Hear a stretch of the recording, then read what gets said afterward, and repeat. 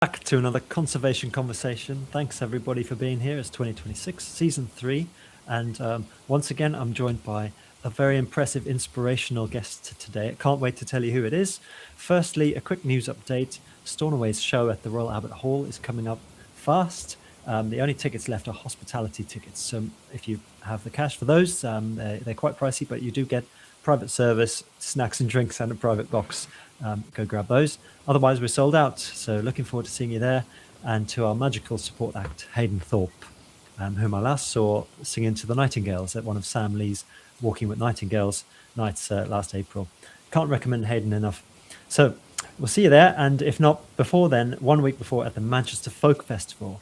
And that's, of course, my partner in the podcast that we've been running. And one of my favourite things about Manchester Folk Festival 2026 is that I'm going to be seeing Fairport Convention there. A very long-held inspiration for me. And with great pleasure, I'm now going to welcome into the call from Fairport Convention, Chris Leslie. Hi, Chris. Hi. Great to see you. Pleasure to meet you at last as well. And I can't wait for the show in Manchester. And I also any particular highlights or surprises you're going to do? Well, we've got Jen. We've got Jen Butterworth, who's with us, supporting us on this trip. And I've been listening to her album, and it's fantastic. She's really an amazing singer, amazing guitarist.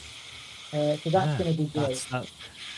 Yes, very familiar to the Fairport fans is that changing lineups, right? So adding new folks all the time and having guests aplenty. Yeah, Jen will be opening up the show for us. Oh, that's brilliant. Yeah, I see. yeah, Okay, yeah, and perhaps joining you on stage for one or two surprises perhaps later. That'd be lovely to see. Yeah, there's always a crossover moment where Jen will go and open up the show to join her for one number. It is always great fun, and then she'll leave and we'll have a show. Excellent. Well, I can't wait to be there. Personally, I'm going to be there in capacity of my my solo folk singing. I've done something called 365 Days of Folk, where every day of the year, since sometime back in the COVID lockdowns, I've learnt a trad song and recorded it. And I've now got a catalogue of about 600. I'm not going to be singing them all in one sitting, but because that would be over 24 hours of music. What a great idea, though. That's brilliant. Well, of course, John Bowden did it before, sometime in about 2014. And he got in touch after he spotted mine, and he sent me his blessings. He said, good, it's good to see someone else mad enough to try this daily folk song project. How cool is that? So I wanted to ask you, Chris, about fiddle playing and, how you first got into it. I understand you self-taught at the start, at least, and that Barry Dransfield, whose style I can hear in your playing, was a key influence. For those out there who maybe haven't started playing the fiddle yet or yet to pick up any musical instrument, can you reassure them that self-taught is worth pursuing? Well, to me, it was my older brother John. He got into folk music, traditional music, and he very kindly took me along for the ride as a younger brother. He started playing the fiddle himself and didn't get on with it really. He had about 6 months of it. He's a guitarist and melodeon player. And I was sneaking into his bedroom every time he went out, because he's 5 years older than me, so he was out doing stuff before I could get out and savour the music scene. So I would be into his bedroom, get the fiddle out of his cupboard, and just try it. He was bringing home great albums by the likes of Barry Dransfield, David Corbett, Martin Carthy. There was something about the fiddle that I do, even without having a lesson. I kind of found my way around it. I was listening to all the albums he had. And then after 6 months, he said, I'm not getting on with this. So, hey, why don't you have the fiddle? So, and it's really anybody who's starting out, the big thing you ever need is enthusiasm. Almost, I think everybody who I know who's come up to the music scene in a self-taught way has the one word that they use, and it's obsessed. I became obsessed with it. Yeah. It wasn't a question of whether I could or couldn't do it. I would just do it, Yes. by hook or by crook. Yeah, I think I know something of what you mentioned there because also one of two brothers, and my younger brother, we had a sort of a shared story there in two different directions. So I was the elder in terms of um, being ready Yeah, to join a band first by a couple of years, and then go out and invite my younger brother Rob to then later join that band. But in sort of other direction, going way back to before I started playing music at all, he was the first one into learning, say, the drums at school, and then the bass guitar, and then brought it home, mm, and I would be sneaking mm. into the room to go and pick up this thing and just to try and see if I could work it out myself. So very similar there. But and Rob played in my band Stornoway for many years. Um, Cool. the so I know this idea that if you have someone in the family who's helping you and inspiring you and also challenging you, right? I bet you kind of Yeah. you learn something, you try get it up to a standard where you think it'll impress, but then sometimes it's actually what you need to hear from them is that's not that's not good enough. You need to go away and practice it, and that can be as motivating. It can be. I mean, I just literally the fiddle. Once I started, the fiddle stayed with me all day, every day. And I was kind of going to secondary school, and it would come with me to secondary school. Playtimes, the fiddle would be. Great. That's brilliant. Yeah, I recall for myself getting And really into keyboard and actually I drawing a tended to keyboard find on the it back of tribe my around me. exercise book so that I could play this sort of imaginary two-dimensional keyboard.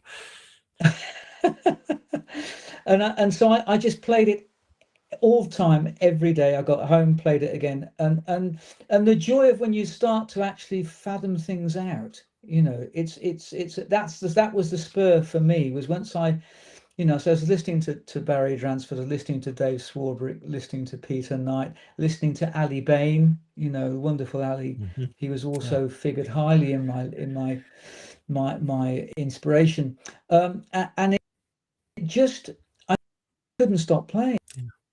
Uh, and and then play because he was going out playing floor spots at clubs and stuff. He'd take me along Uh-huh. with him. I would have been a 15, and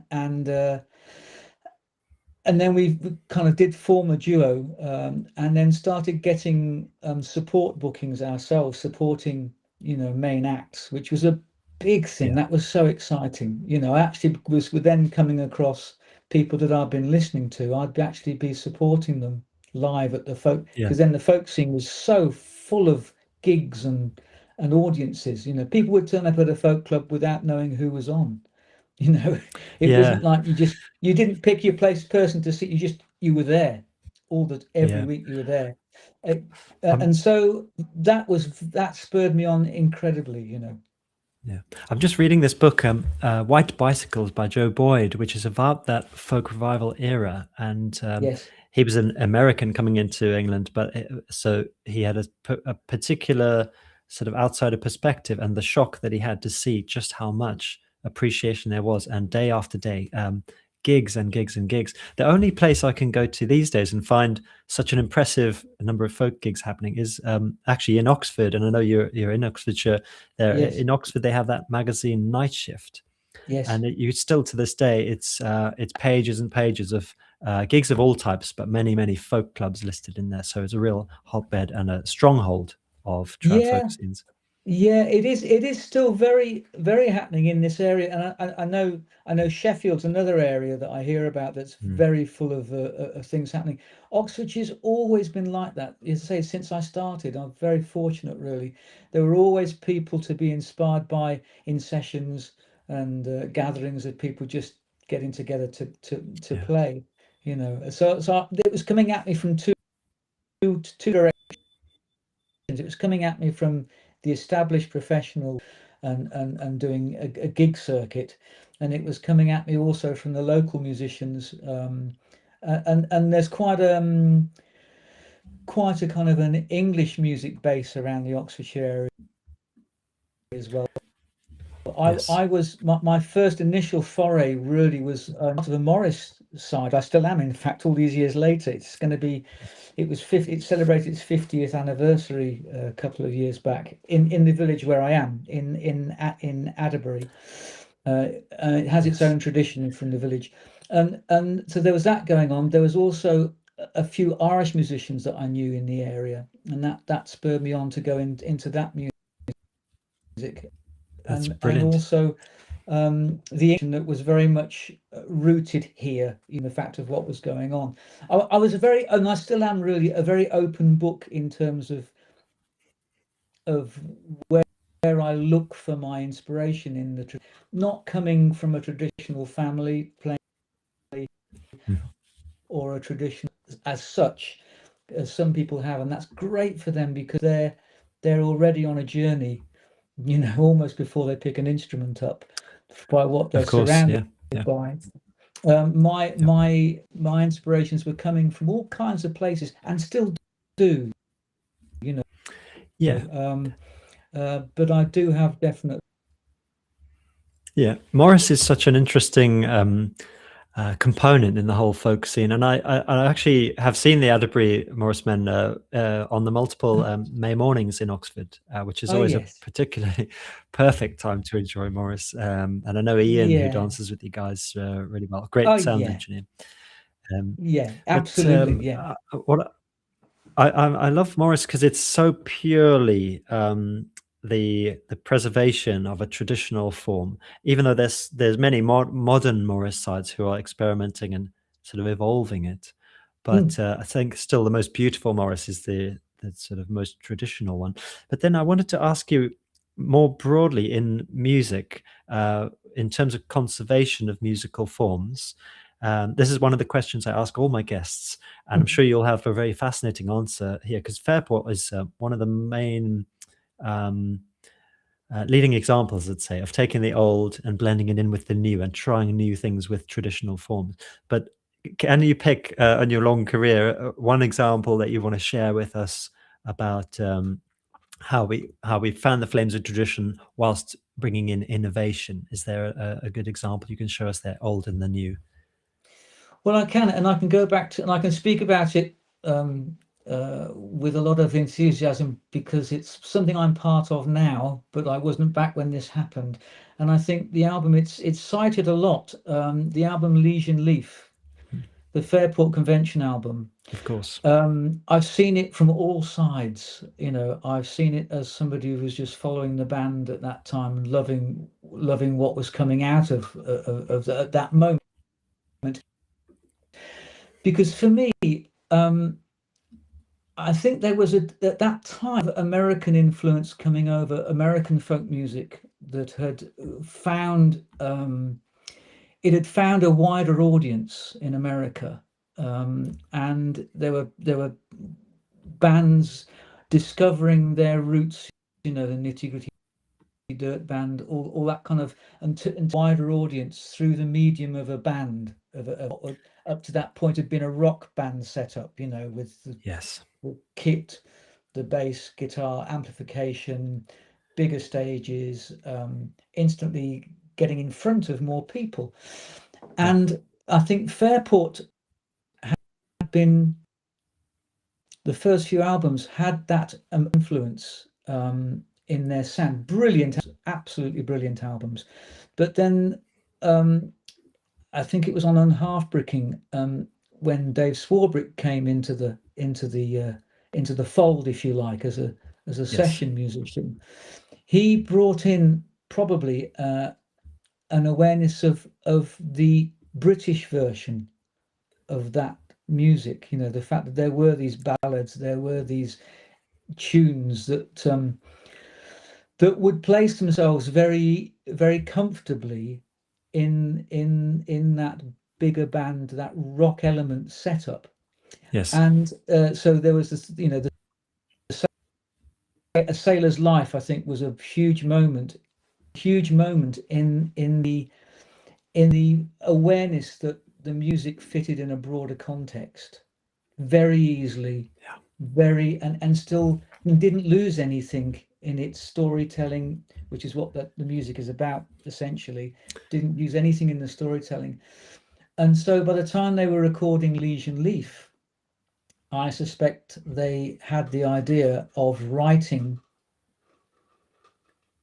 current Mm. songs in the vein of that traditional element. So they were bringing in traditional music, and they were bringing in their own music, their own songs. And if you listen to that album even now, the vibe doesn't change between numbers, Yeah. between either the numbers they were writing, that Sandy was writing or Richard was writing. Yeah. They don't change between those numbers and the ballads that they've drawn on from the tradition that was in the area Yeah. for hundreds of years. And I think that's a fascinating moment for me. And I think it's probably why the album is so uh, revered in a moment of how music can expand and change without losing any of what it is. Absolutely. If that makes Yes, yes. sense. And then I know since Legion Leave, there's been countless other albums where Fairport's experimented in so many interesting ways. And then was it 2002 sort of time, then they started playing those songs from the before the Legion Leaf era. So to open them up to further kind of evolution and experimentation live in front of audiences, which I know they hadn't been playing them before that time. Yeah, yeah. I think But yeah, thank you very much. the wonderful Hardanger fiddle player Anne Björglin, are you aware of her music? No, no. She's I recommend her albums to you, both her more acoustic and her more electric albums. Anne Björglin, I saw her quoted in an article once, and I thought it was a really great way of seeing it. I can't remember it verbatim, but the essence of it was that in many ways, with traditional music, you need the people who stay close to the tradition, people Yes, whose interest is in actually carrying forward an essence without without adding anything to it particularly. They'll add their own personality and their own take on that, but essentially the music doesn't change uh, elementally. And you also need, she said, you, if I remember, you also do need the explorers that go away from that, and sometimes quite a long way away from that, push it right to its very edge without losing where it's mm, come from. She said, because in that respect, then yes, the music lives in many ways and in many ways, the newer invention is closer to the tradition than the tradition being kept as it was, because yes, music has always evolved. Traditional music has always evolved as it traveled from village to village, even. You know, yeah. Well, it would change. And so in that instance, then you've always got the best of both worlds. You've got the people who are pushing, finding out more about the music, what's possible within it, but you've always got the people to go back to, so you never lose the story of it. Is that? yes, I think on another recent conversation, a previous episode, I was chatting with Jim Murray, Oh yeah. who's brilliant as well, and had so much to say on that same topic. And he quoted someone as saying, the songs aren't um, beautiful because they're old. Folk No. songs are old because they're beautiful, and so the beautiful that's songs that can that's withstand that evolution and the people throwing new ideas at it, and they have that inner beauty, they stick absolutely right. around and they Yeah, can yeah, withstand generations of evolution. yeah, yeah. I think there's all. I think whatever one wants to do, I try to never be tight and enclosed about it. Mm, If you want to sit and just play it as it was, there can be an absolute freedom in that. I mean, yeah, I have moments here at home um, where I just sit in the kitchen here, and I'll play just me and my fiddle, and I'll be playing tunes, and I won't be going anywhere with it, but playing, getting to know that tune, I Yeah, never, it is. I don't change from tune to tune. I'll sit and play a tune maybe for 10 minutes, quarter of an hour. And the more I play it, the more it begins to tell me things. Yes. You know, it's never, the way I feel about it is my best moments are where I don't impose my will on the tune, but the tune Yeah. imposes its freedom on me. Yeah. Of course. That happens to me anyway, for sure, in the kitchen here. Yeah. Um, Oh, I, well, and you mentioned the kitchen as one of the places that you can feel inspired in, and it yeah, kind of can contain your music making. And then I've talked about the performance 2002 that was at Croppery, and I know that you have these locations as Fairport where you guys return there most summers. Um, and I'd love to know whether whether it's at Croppery or in your kitchen or somewhere else where you feel that nature plays a role and the physical space is important in yeah, playing a role in informing your music making. So conservation in that environmental sense. absolutely. I mean, I feel mention Cropredy first. Cropredy it's a beautiful thing, and I'm not saying that because I have my involvements in terms of what Cropredy is very tiny. But what's beautiful about Cropredy, because I've lived round in the area of Cropredy way before I joined the band, um, I've seen it grow totally organically.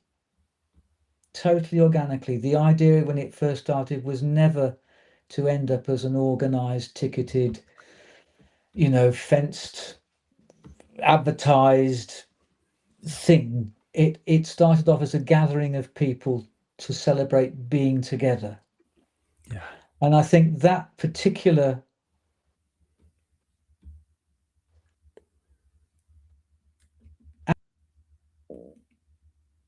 atmosphere, places where they would meet up, discuss good eating place, good kind of food hunting places, good nut where the nuts are growing well on the bush.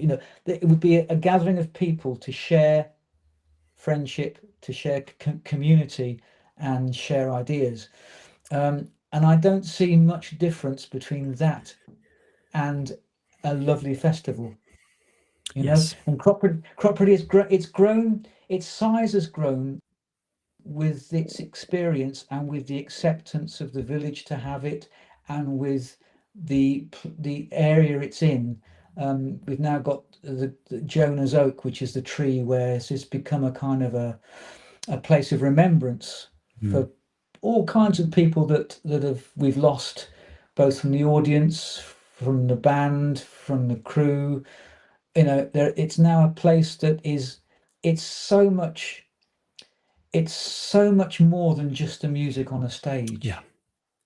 It's taken on the air, that lovely plot of ground that it's on has become integral to it. Yeah. You say, if I make, it's hard to explain in words, and and and so I think that's really that's some important things for me, actually. And I take my instruments out fields. I'm lucky Mm. enough to live, very lucky enough to live within walking possibility of open countryside. Okay. A- And I make use of that, and I'm so grateful for it. Yes, so many There's, musicians don't have it, right? And it's but it can make such a difference. I know absolutely, and the joy of it, and I don't take it for granted, and I make sure I Oh, we've just lost Chris. I'm sure he'll be back in just a second. But isn't that a brilliant answer? I'm just going to turn him back on here. now. Do Hi, you Chris. have me now? Yeah, Do you yeah, have me? there you're Oh yeah. back. So I go out and I there's spots that I will sit, and I'm in the middle of nowhere, and I'll have my fiddle, or I'll have my Native American flute, which is a great instrument for doing it, for being out in the open, because it's not an invasive instrument at all. It totally blends with whatever's going on around. Yeah, And I can just play for that moment, play for that mood. There's no one else there listening apart from the animals, maybe. But it's just me and the countryside, and how that affects me, how it makes me feel. And some of that I do carry back when I'm in my more um, uh, constructing atmosphere of music, when I'm trying to write a song, or if I'm playing an instrument, that feeling comes into me. Um, it's another aspect of experience of playing that I value very much. That's brilliant. That's one of the best answers I've ever had to that question, to be honest. Thank you very much, Chris. Inspired me to go out on a hike later today after this. I mean, I think a park would be great. The only trouble with a park is you're aware of maybe disturbing Yeah, other people who don't know what you're up yeah, to, you know. But I mean, any open space you can get to yeah, it definitely inspires me and informs me certainly. Well, about my music. one of the aspects of my band Stornoway, and certainly of the show we're planning for the Royal Albert Hall, is we're going to bring habitats, lots of different habitats, and represent them sonically with field Oh, recordings. But also, our songs tend to be written about or in certain distinct habitats. So, from salt marshes, fantastic. we have a specific song about the salt marsh. To the woods, to the seaside, and so we're going to make it. We're going to bring the outside in and make it an adventure for everybody. Fantastic. Oh, that's amazing. When's that End of happening? March 30th. It's on a Monday night. So yeah, Oh, yeah. that Thank you very much. Yeah, I'm tremendously excited for that, but also a very daunting venue. So it's going to be spending every remaining minute in rehearsals to make sure we get it right. it'll be fantastic, I'm sure. That what a Thank you. great thing to be doing. That's lovely. Thanks, Chris. Oh, and yeah, we're bringing. I can say this. No one's heard it yet, but we have to let some surprises out early. So we're bringing our two old fiddle players back from hibernation, and one is Rahul, who played on our original album, and he's been in the States Fantastic. for about 20 years, so he's coming back. So it's a really really nice Wow. reunion show. That'll be really emotional. Yeah, yeah, That'd be absolutely. great. Well, thank you for your fascinating responses to my questions, Chris. Really appreciate that. And yeah, do you have any last words for our audience about Manchester Folk Festival? Anything they should expect there, or the year ahead? Yeah, well, it's always lovely because this particular tour, we do two main tours a year. We do what we call an acoustic four-piece tour in October, November time, and that's always lovely because it's more kind of seated, and it's more relaxed, like a more chilled vibe, and the music comes out different as well. It's really interesting, when you're playing without a kind of a kit, Yeah, things swing differently. And then obviously this tour, when we're at Manchester Folk Festival, we'll have the wonderful Dave Mattax with us, of course. who is he's just a joy to play with, and of course he was in the band long before I was, and he's gracious enough for us to come over from America, where he lives now, that he featured on sometimes, and bring those back into the set. That is a unique thing to have him there as part of that. And we've got material from recent albums, and it's always a joy being out on the road.